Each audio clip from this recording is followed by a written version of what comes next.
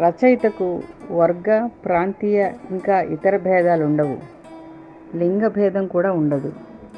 నేను పురుషుణ్ణి కాబట్టి ఇలా రాయాలి, లేదా స్త్రీని కాబట్టి ఇలా రాయాలి అని ఏ రచయిత అనుకోడు. వీటన్నిటినీ దాటిన ఒక పై స్థాయిలో ఆలోచించాలి అనుకుంటాడు. నేను కూడా నా పరిశీలనలో నాకు తోచిన కొన్ని భావాల్ని కథగా మలిచి పాఠకులకి ఆయా విషయాలపై అవగాహన, మరికొంత ఆలోచన సాగుతాయని ఆశపడతాను. అలా రాసిన కథే ఈ అమ్మతనం. వినిపించే కథలు ఇవి, వినిపించే కథలు, వినిపించే కథలు ఇవి, వినిపించే కథలు. వెంపటి కామేశ్వరరావు వినిపించే కథలు. వినిపించే కథలు ఇవి, వినిపించే కథలు, వినిపించే కథలు ఇవి, వినిపించే కథలు. నమస్కారం. వినిపించే కథల ఆత్మీయ శ్రోతలకు వెంపటి కామేశ్వరరావు సాదర స్వాగతం. ఈరోజు నేను వినిపించే 133వ కథ వీకే 133 శ్రీమతి అల్లూరి గౌరీలక్ష్మి గారి కథ అమ్మతనం. రచయిత్రి అల్లూరి గౌరీలక్ష్మి గారు వినిపించే కథల శ్రోతలకు పరిచితురాలే.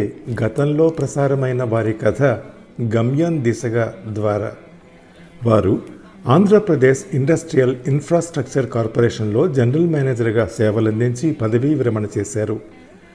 4 కథా సంపుటాలు, 3 నవలలు, 2 కవితా సంకలనాలు, 1 కాలమ్స్ సంపుటి వారి కలం నుండి జాలువారాయి. ఆంధ్రప్రదేశ్ ప్రభుత్వ ఉగాది పురస్కారం, పొట్టి శ్రీరాములు తెలుగు విశ్వవిద్యాలయం కీర్తి పురస్కారం, లేఖిని పురస్కారాలు వారిని వరించాయి.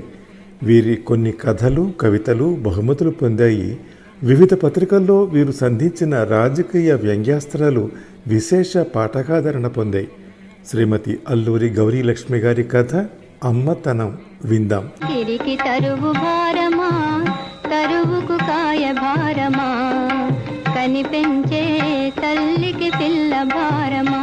అప్పుడే అన్నం వడ్డించుకుని పళ్ళెం ముందు కూర్చోబోతున్న రాధమ్మ ఆటో చప్పుడుకి కిటికీలోంచి తొంగి చూసింది. కూతురు లక్ష్మి పిల్లలిద్దరితో ఆటో దిగుతోంది. రాధమ్మ ఆనందంగా వాళ్ళకెదురొచ్చింది. మనవలిద్దరూ అమ్మమ్మ అంటూ ఆమె పైకి దూకారు. ఆటో వాడికి లక్ష్మి 100 నోటిస్తుంటే వాడు చిల్లర లేదంటున్నాడు. నేనిస్తానుండవే తల్లి అంటూ రాధమ్మ లోపలికెళ్ళి 50 నోటు తీసుకొచ్చి ఆటో వాడికి ఇచ్చింది. కొంచెం మంచినీళ్ళు ఇయ్యమ్మా అంటూ నీరసంగా తల్లి మంచంపై వాలింది లక్ష్మి. ఎప్పుడు బయలుదేరారే? భోజనాలు చేశారా? వంట చేసేనా? మంచినీళ్ళు ఇస్తూ ఆప్యాయంగా అడిగింది తల్లి. ఎక్కడి భోజనమమ్మా, వీళ్ళిద్దరూ నన్ను కాల్చుకు తింటున్నారు. ఈరోజు స్కూల్ లేదుట. ఆయనకు వంట చేసి పంపేసి ఇలా వచ్చేసాను నీతో కలిసి భోంచేద్దామని అంది గారంగా. మంచి పని చేసావు. ఎంతసేపు? చిటికలో వంట చేసేను. కిరోసిన్ స్టవ్ అంటిస్తూ అంది రాధమ్మ. ఏం కూర వండుకున్నావమ్మా?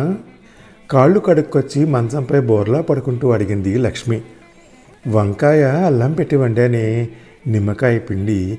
బియ్యం కడుగుతూ ఆప్యాయంగా బిడ్డవైపు చూస్తూ అంది రాధమ్మ. అబ్బా, ఈ కూర నాకు చచ్చినా కుదరదనుకో, నువ్వే వండాలి ఆ కూర అంటూ పిల్లల్ని పిలవబోయింది. వాళ్ళు అప్పటికే పక్క పిల్లలతో ఆటల్లో చేరారు. రాధమ్మ గంటలో చకచక అన్నం చారు చేసి 2 పూటలకి తాను వండుకున్న కూర కూతురికి మనవలకి సర్దింది. తాను ఆవకాయ వేసుకుంది. భోజనాలు అయ్యాక తల్లి పళ్ళాలు తీస్తుంటే అప్పుడంది లక్ష్మి చెయ్యి తుడుచుకుని మంచంపై కూర్చుంటూ, ఏంటమ్మా నువ్వు అసలు కూర వేసుకోలేదు, పచ్చడి మెతుకులు తిన్నావు. ఆ మాటలకి తల్లి మనసు కరిగిపోయింది. చాలే ఊరుకో, ఎప్పుడూ తినడం లేదా ఏమిటి అంది నవ్వేస్తూ. మరి కూతురు మాత్రం అక్కడ భర్తతో అన్నీ తినడం లేదేమిటి అనుకోలేదు ఆ అనురాగమూర్తి.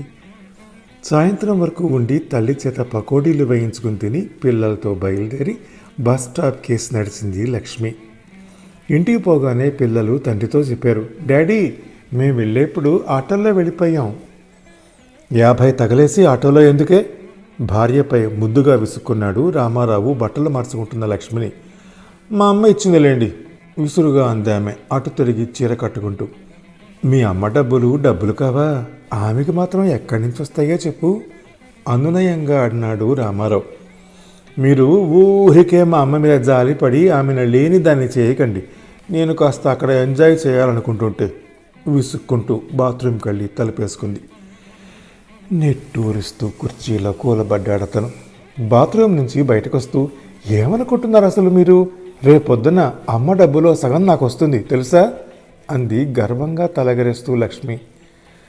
మనకిచ్చేదేదో ఇచ్చేశారు కదా, ఆ డబ్బుపై మనకెందుకు ఆశ? రేపు ఆవిడకి అనారోగ్యం వచ్చినా మరే అవసరం వచ్చినా ఉండాలి కదా.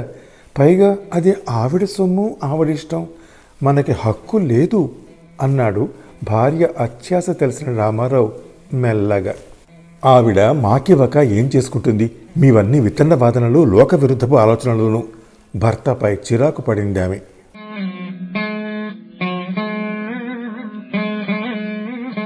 లక్ష్మి తండ్రి అంటే రాధమ్మ భర్త ఒక ప్రైవేట్ కంపెనీలో పనిచేస్తూ ఇటీవలే చనిపోయాడు. 2 ఆడపిల్లలకి పెళ్లి పేరంటం చేసేసరికి చాలా ఖర్చయింది. సొంత ఇల్లు కట్టుకోలేకపోయాడు. అప్పులు పోను రాధమ్మకి భర్త వల్ల దక్కిన మొత్తంలో 2 లక్షలు మిగిలాయి. వాటిని ఇంటి ఓనరు పరంధామయ్య గారి ద్వారా వడ్డీకిచ్చి ఆ వచ్చిన డబ్బుతో జీవనం సాగిస్తోంది ఆవిడ. దీపావళి దగ్గర పడింది. రామారావు దసరాకే 2 చీరలు కొంటూ దీపావళికి ఇంక అడగద్దు అని చెప్పేశాడు భార్యకి. లక్ష్మి 2 చీరలు కట్టేసుకుంది. పండక్కి కొత్త చీర కొనుక్కోవాలని ఉంది ఆమెకి. భర్తని నోరు తెరిచి అడిగిందా ఫ్యామిలీ బడ్జెట్ రామాయణం అంతా విప్పి తల బొప్పి కట్టిస్తాడు. ఏం చెయ్యాలి? అమ్మని అడిగితే ఈ ఆలోచన మెరుపులా ఆమె శరీరం అంతా ప్రవహించి చురుకుతనాన్ని తెచ్చింది. భర్తని ఆఫీసుకి, పిల్లల్ని స్కూల్కి పంపి చకచక తల్లి దగ్గరికి బయలుదేరింది. స్వామీజీ ప్రసంగానికి బయలుదేరుతూ లక్ష్మిని చూస్తూనే రామ్మ అంది రాధమ్మ అభిమానంగా. ఎక్కడికి బయలుదేరావు అంది లక్ష్మి మొహం మార్చుకుంటూ. ఆ మాత్రానికే తల్లి మనసు విలువెల్లాడింది. ఎవర్రా, నే రాను కానీ మీరు వెళ్ళిరండి అంది రాధమ్మ వాళ్లతో. ఊళ్ళో ఉండే కూతురే కదా, మళ్ళీ వస్తుందిలే, ఎన్నాళ్ల బట్టో ఎదురు చూస్తున్న స్వామి ప్రసంగం వదులుకుంటావా? ప్రేమగా కోపడింది ఇంటిగలావిడ సీతమ్మ. పోన్లే వదిన, నాకు ప్రాప్తం లేదనుకుంటాను అంటూ ఇంటి తాళం తీసింది రాధమ్మ. సీతమ్మ జాలిగా చూస్తూ వెళ్ళిపోయింది. తల్లితో 1 గంట కబుర్లు చెప్పి అసలు విషయానికి వచ్చింది లక్ష్మి. అమ్మా, పండక్కి నాకు చీర లేదే, మీ అల్లుడేమో మీ అమ్మగారు కొనివ్వరా అంటున్నారే అని శుభ్రంగా అబద్ధం ఆడేసి భర్తని చెడ్డవాణి చేసింది. అయ్యో, అలా అన్నాడా అల్లుడు? సరే, బిడ్డకి చీర కొనిపెట్టలేనా? మీ నాన్న లేకపోయినా ఆయన డబ్బు ఉంది, నేను ఉన్నాను, తప్పకుండా ఇస్తాను, చీర కొనుక్కోనా అన్న అంటూ ఆత్రపడింది రాధమ్మ. ఎప్పుడైనా అత్యవసరానికి ఉంటాయని దాచి ఉంచిన 500 తెచ్చి కూతురికి ఇచ్చిందామె. అందుకున్న లక్ష్మి మొహంలో కొండంత వెలుతురొచ్చింది. అది చూసిన రాధమ్మ కళ్ళు చెమ్మగిలాయి. లక్ష్మి బయలుదేరుతూ చెప్పుల గుట్లో ఉన్న తల్లి కొత్త చెప్పులు చూసింది. ఎప్పుడు కొన్నావమ్మా, ఎంత బాగున్నాయో అంటూ ముచ్చటపడింది. నా చెప్పులు అరిగిపోయాయమ్మా, నేను కూడా కొనుక్కోవాలి అంది దిగులుగా. రాధమ్మ, పోనీ నా చెప్పులు తీసుకుపో, నీ పాతవి నాకు వదిలేసి అంది నవ్వుతూ.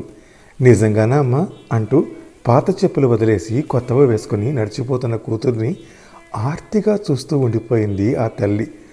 ఆ 500 సడన్గా అవసరం వస్తే నీకు ఎలా ఉండనివే అని కూతురు మాట వరుసకైనా అనలేదే అని తోసలేదు ఆమెకి. తిరిగి తరువు భారమా, తరువుకు కాయ భారమా, కనిపెంచే తల్లికి పిల్ల భారమా. తల్లి దగ్గరికి వెళ్ళొచ్చానని తెలిస్తే అడిగి తెచ్చుకున్నావా అని భర్త అంటాడని గ్రహించి ఎవరి చేతనో అమ్మ పంపిందని చెప్పి ఆ 500 అతనికి చూపించి చీర కొనుక్కుంది లక్ష్మి. సీతమ్మ గారు లక్ష్మి వచ్చి తల్లి రాధమ్మని స్వామీజీ ప్రసంగానికి పోనివ్వకుండా చేసిన సంగతి, 500 కొత్త చెప్పులు తీసుకుపోయిన సంగతి భర్త పరంధామయ్య గారికి చెబితే ఆయన తల పంకించారు. మరునాడు చిన్న కూతురు భవాని కొడుకును తీసుకుని వచ్చింది. ఆమె ఉద్యోగం చేస్తోంది. వస్తూనే చెప్పింది, అమ్మా, నేను డెలివరీకి 1 నెల ముందుగానే వచ్చేస్తానమ్మా. ఇక్కడి నుంచే ఆఫీసు కడతాను. అక్కడ పిల్లాడితో ఉమ్మడి సంసారంలో కష్టంగా ఉంది. పొద్దున్నే లేవడానికి ఓపిక ఉండటం లేదు. 8ంటికి లేస్తుంటే ఈ పిల్లాన్ని పట్టడం కష్టంగా ఉందని మా ఆయన విసుక్కుంటున్నారు. మా అత్తగారు ఏమీ అందుకని మొహం ఒకలా పెట్టుకుంటుంది. మా తోటికోడలు తన పనేమో తనేమో తప్ప నా వైపు చూడదు అంటూ బాధపడింది. ఏదో గర్భవతివి కాబట్టి లేవలేకపోతున్నావే, ఆ మాత్రానికే మీ అత్త అలా బాధపడాలా? వచ్చాయమ్మా వచ్చాయి, నేను చూసుకుంటాను. తల్లి పేగు సానుభూతితో స్పందించింది. భవాని పిల్లాడితో వెళ్ళిపోయింది. ఇంటికి వెళ్ళిన తర్వాత భర్త రమేష్కి విషయం చెప్పింది భవాని. ఇప్పటి నుంచి ఆవిడ నెత్తి మీద కూర్చుని బాధ పెట్టడం దేనికి, డెలివరీ టైంకి వెళ్ళొచ్చులే అన్నాడు అతను. మెల్లిగా కొంతసేపటికి అతన్ని ఒప్పించింది.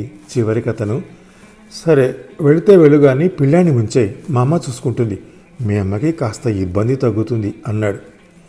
మీ అమ్మగారు చూడలేరులిద్దరూ, ఆవిడ్ని బాధ పెట్టడం దేనికి, నేనే తీసుకుపోతాను అని సున్నితంగా తిరస్కరించింది. దానికి కారణం లేకపోలేదు. ఈ 4 నెలలు నీ పిల్లాన్ని చూశాను అని రేపు అత్తగారు అనొచ్చు.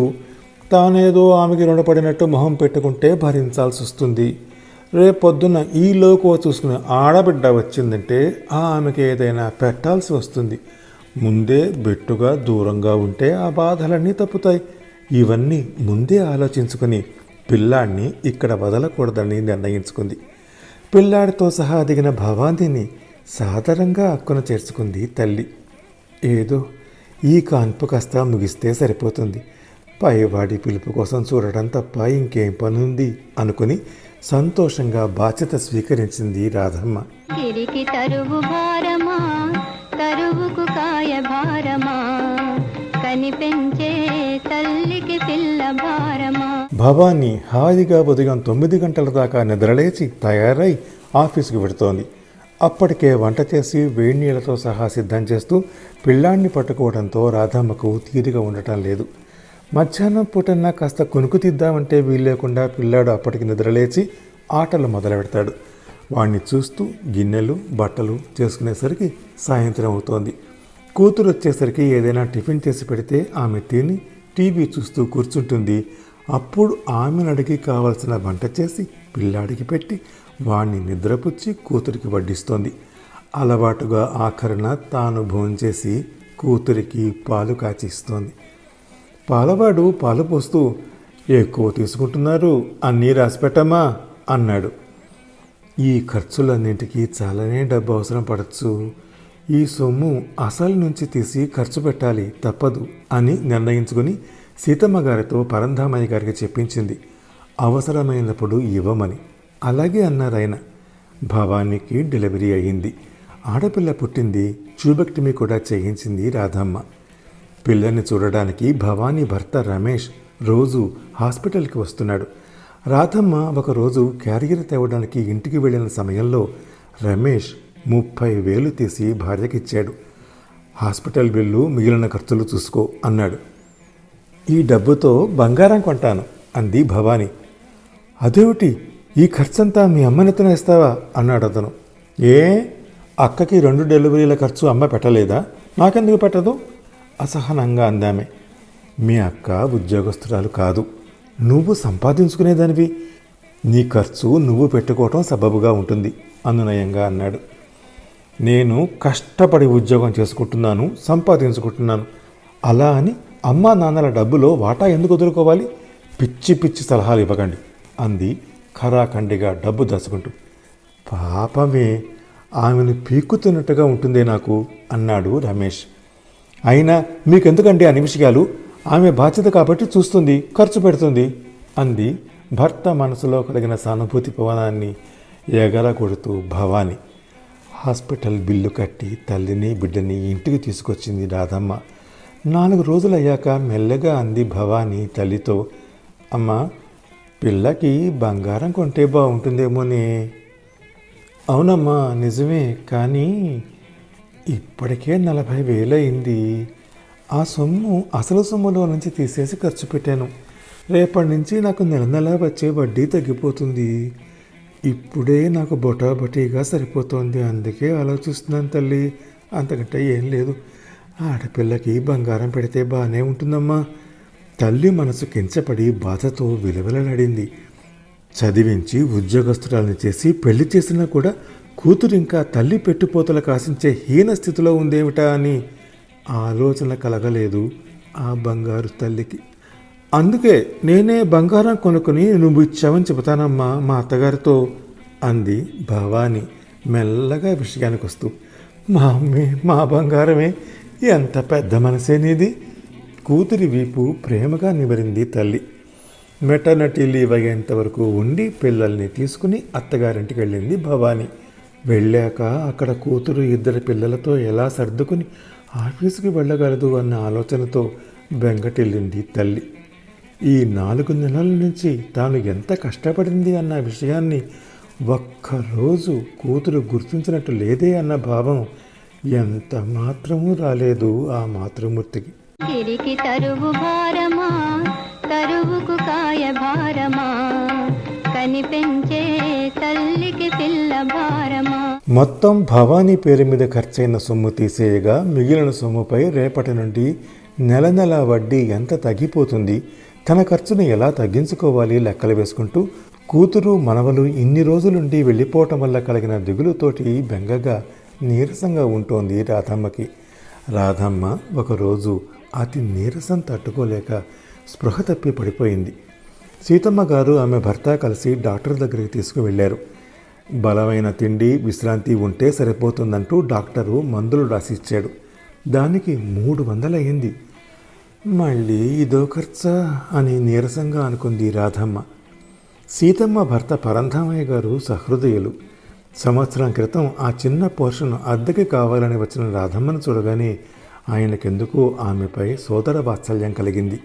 రాధమ్మ సమాచారం అంతా భార్య నుంచి వింటూ నిశ్శబ్దంగా ఆమె జీవనాన్ని గమనిస్తూ ఉంటారాయన. రాధమ్మ భర్త లేక ఒంటరిగా పొదుపుగా బతకటము, కూతుళ్ళిద్దరినీ చక్కగా చూసుకోవటము ఆయనకు ముచ్చట కలిగిస్తుంది. కానీ ఒక రకంగా కూతుళ్ళిద్దరూ తమ స్వార్థ ప్రయోజనాలకే తల్లిని ఎప్పుడూ ఉపయోగించుకుంటారు తప్ప అంతగా తల్లిని ఆదరించరేమో అన్న భావము అప్పుడప్పుడు కలుగుతూ ఉంటుంది ఆయనకి. పెద్ద కూతురు వస్తూ పోతూ ఉండటం, తర్వాత చిన్న కూతురు రావటం వెళ్ళటం, రాధమ్మ పడుతున్న శ్రమ, అయిన ఖర్చు ఆయనకి కాస్త బాధనే కలిగించాయి. ఆడపిల్లలు తల్లిపై ఆధారపడుతూ ఆర్థికంగా, శారీరకంగా, మానసికంగా ఆమెను పీల్చి పిప్పి చేయటం, తమ హక్కుగా భావించటం ఆయనకు కోపాన్ని తెప్పించింది. ఆడపిల్లలే తల్లిని అర్థం చేసుకుని ఆదరణ చూపకపోతే ఇక మగపిల్లలేం చూస్తారు అనిపించింది ఆయనకి. ఆ రాత్రి ఆయన రాధమ్మ దయనీయ స్థితిని మరీ మరీ తలుచుకున్నారు. ఆయన గుండె జాలితో నిండిపోయింది. రాధమ్మ దేవత, ఆమెకి బిడ్డలంటే కడు వాత్సల్యం. ఆ మత్తులో ఆమెను కోసినా ఆమె గమనించలేదు. ఆమెకు విముక్తి ఎవరు కలిగిస్తారు అనుకున్నారు. మరునాడు ఆలస్యంగా నిద్రలేచిన పరంధామయ్య గారికి రాధమ్మ ఆమె పెద్ద కూతురు లక్ష్మి గేటు దగ్గర మాట్లాడుకోవటం కనిపించింది. ఏంటమ్మా ఇంత నీరసంగా ఉన్నావు, నాకు కబురు చేయొద్దా? గద్గద స్వరంతో అడుగుతోంది లక్ష్మి. ఆ మాటకి ఆయనకి మొహంపై కొట్టినట్టయింది. రాధమ్మ కూతురు బహుశా తల్లిని తీసుకువెళ్ళడానికి వచ్చినట్టుంది.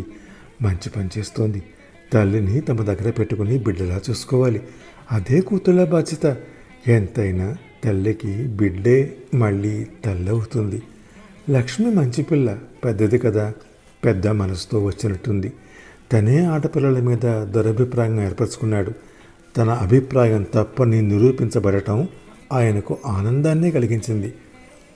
గంట తర్వాత భార్య సీతమ్మ గారు వార్త తీసుకొచ్చింది. రాధమ్మ పెద్ద కూతురు లక్ష్మి పిల్లల్ని తీసుకుని వేసవి సెలవులకని వచ్చిందిట. 2 నెలలు ఉంటుందిట. లక్ష్మికి కాస్త నీరసంగా ఉంటుందిట. తల్లి దగ్గరుండి రెస్ట్ తీసుకోవాలని అనుకుంటోందిట అంటూ. ఆ విషయం విన్న పరంధామయ్య గారు హతోస్మి అనుకున్నాడు. కూరలు తేవడానికి బుట్ట తీసుకుని బయలుదేరిన రాధమ్మని చూశారాయన. సన్నటి నీటి పొర కమ్మింది ఆయన కళ్ళల్లో. వెళ్తున్న ఆమె వైపే చూస్తూ నిలబడ్డారాయన. స్త్రీ నేడు లింగపరంగా సమాజం చూపుతున్న వివక్షని, ఆడతనాన్ని పురుషుడు రకరకాలుగా దోచుకోవటాన్ని గుర్తిస్తోంది. ఆ దోపిడీకి ఎదురు తిరిగి పోరాటం సాగిస్తూ ముందుకు పోతోంది.